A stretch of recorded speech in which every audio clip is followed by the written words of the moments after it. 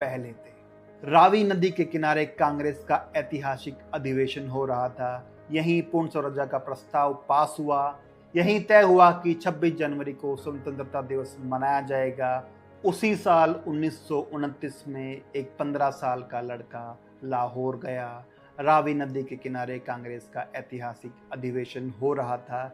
यहीं पूर्ण स्वराज का प्रस्ताव पास हुआ। यहीं तय हुआ कि 26 जनवरी को स्वतंत्रता दिवस मनाया जाएगा। वो लड़का वहाँ से कुछ लेकर आया, एक आइडिया कि बदलाव हो सकता है।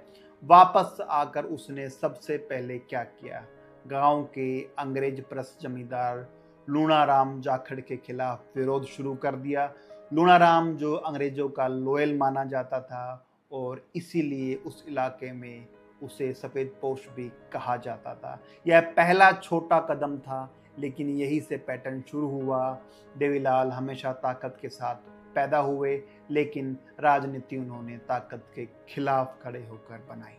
1930 में गांधी जी ने सविनय अवज्ञा आंदोलन छेड़ा। देवीलाल कूद पड़े। अंग्रेजों ने कांग्रेस की गैदरिंग पर रोक लगा दी। लूणाराम जाखड़ ने भी राष्ट्रवादी गतिविधियों को दबाने की कोशिश की। नतीजा, पहली गिरफ्तारी, पहले हिसार जेल और फिर लाहौर की बोस्टल जेल। 8 अक्टूबर 1930 उनकी मजिस्ट्रेट के सामने पेश हुई। मजिस्ट्रेट ने कहा, 2 रास्ते हैं, 5,000 रुपये जुर्माना भरो या 1 साल जेल में काटो। 5,000 रुपये उस जमाने में बहुत बड़ी रकम हुआ करती थी। देवीलाल के परिवार के पास पैसे थे, अगर वो चाहते तो उसी शाम घर पर होते, लेकिन उन्होंने जुर्माना देने से मना कर दिया और जेल चुनी। और यही वो मोमेंट था जहां आंदोलन उनके लिए हॉबी नहीं रहा। यह एक स्टेटमेंट थी, जो रास्ता चुना उससे पीछे नहीं हटूंगा। 1931 में गांधी इरविन पैक्ट के बाद वो बाहर आए, लेकिन कहानियां खत्म नहीं होती।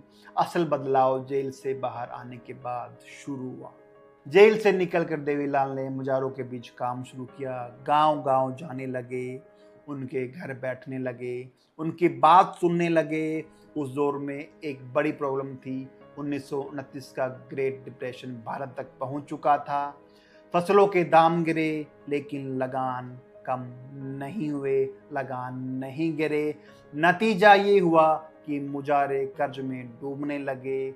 1933 में देवीलाल को फिर गिरफ्तार किया गया।